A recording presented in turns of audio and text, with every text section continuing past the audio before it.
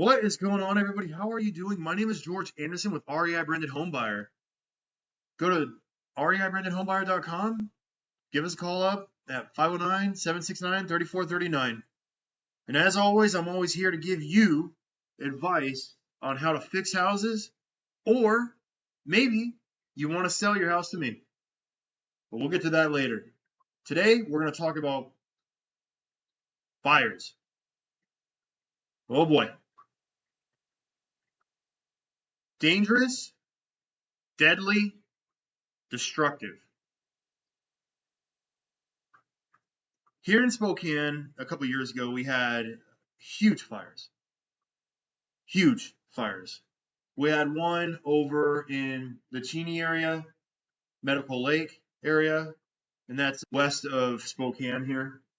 And then we had another fire up north in Elk, Washington, which is north of Spokane, Washington. And my aunt lives up there. I was very worried about her. The destruction is devastating. I went up there about a year ago and saw the aftermath of what happened, and I was just heartbroken. And every couple years we have massive fires over in this area. Regardless of what causes it, if it's somebody throwing a cigarette butt out the window when they're driving down the 90 freeway, or maybe there's a reflection off a piece of broken glass that can start a fire. Maybe it's a lightning strike out in the middle of nowhere. There are all sorts of reasons why this can happen. And if your house is in the middle of nowhere and it's got a lot of dry brush and stuff like that, the fire is just going to come out of nowhere and hit it hard. And what happened after this destructive wildfire, the insurance companies started coming in and they started getting very expensive. They started getting very particular about where they're going to actually insure, or they got these fire areas that they're not going to insure. And I can speak from experience. I had bought a lake house up at Deer Lake, and one of my insurance providers wouldn't insure that area. And so I had to go to an out-of-state insurer to do that. The lake house was just a flip house, by the way. I'm not saying I have a lake house. That was just a flip house, and we sold that. But another thing that happened afterwards with insurance companies is they're going around and they're flying these drones over people's roofs, and they're seeing that if there's a shake roof, like a shake style roof, wooden roof, they're not going to insure your house anymore. In fact, a lady that I talked to about 2 years ago was distraught because her company, or the company that was insuring the house, was no longer going to insure that house. And I tried everything in my power to see if her and her husband were able to at least re-roof it, to maybe stay in their house longer. Because I'm going to be honest with you, I like buying houses, but I want you to stay in your house, the house that you love, the house that you raised your family in. And I would prefer that, in all honesty. So I tried to talk her out of selling me the house multiple times. But they didn't have the $25,000 to do the roof, because re-roofing a house that size is very expensive. And we all know roof prices went up. We all know prices went up around for all construction material. But yeah, these roofs are getting very expensive. So insurance companies are not even insuring shake roofs anymore. Then you have electrical fires. And those fires, you don't see them coming. I've been in construction since I was 13 years old. I worked with my dad. I worked as a handyman. I'm 43 now, and so 30 years I've been in construction. I hope I'm doing the math right. Yep, that maths. And during the time that I worked with him, I saw that a box fan fell over and was on the carpet, and it caught fire that way. I've seen in the house almost burned down. I have watched in real time a barbecue catch fire that was up against the house and catch the eaves on fire and then the roof on fire. I have also seen grease fires where a teenager was just cooking in the house and that grease fire got out of hand and burned the whole entire kitchen out. Luckily, the fire department was there fast enough, but the damage was done. Smoke damage all over the house, went up into the attic, did all of the smoke damage up inside the crawl space up in the attic. And you have to get that treated when that happens. And another fire that I recently walked into was a electrical fire that happened inside the kitchen. And this fire burned so hot that it melted the glass to the light fixtures. And unfortunately, someone passed in that fire. It was very sad. And this is something that we all got to be very careful about when we're looking at our plugs in the wall. Maybe there is a junction box inside your ceiling somewhere that maybe a do-it-yourself person, a DIY contractor, or somebody before you started doing some work on a house and they decided to cover that junction box with some drywall. A junction box is just a regular box that goes in the wall that the outlet goes into that's covered. Well, those junction boxes have to be seen, and that's where two wires splice together, and sometimes people cover those up. Or back in the day, I've seen houses where up in the attic, they cut the wires, they just tape them up and they just throw them into the insulation. And it's just, wow. And in fact, one house that I've seen when I was working on it, it had 5 of those wires hanging out in the house. And I'm surprised that house never burned down. I'm so surprised because anything can happen at any moment. But we need to be very vigilant when looking at the electrical outlets in our house too, because a lot of us don't look behind our TVs, or maybe they overloaded. They get hot, they start to melt. I actually had a power strip right next to a couple of my fish tanks, and it got really hot and it melted a certain area. We always got to be vigilant and check on those things. And especially after lightning storms, we got to go and check those things. And we don't want to have fires inside our houses.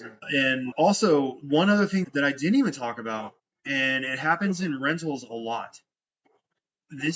There is an overload of a circuit, maybe like a heater, like a regular heater, an electric heater that's on the ground or something like that. Those will burn up really easy. They pull a lot of juice. And when your tenant tells you that there's a whole strip on a line inside your house that's not working anymore. So when you have a line inside your bedroom and all of the power outlets are not working, that means one of two things. That your circuit breaker is tripped at the breaker box, or there's a wire at one of the outlets that was overloaded and it burned off all of the protective sleeve on the cable or your Romex. And I've seen that too in plenty of places. Mia's right here. Mac is upstairs. So I've seen that before where it's actually burned off the protective sleeve, and then there's still electrical going to that outlet, but it's actually burned off, and the copper is actually so brittle at that point it can't conduct electricity.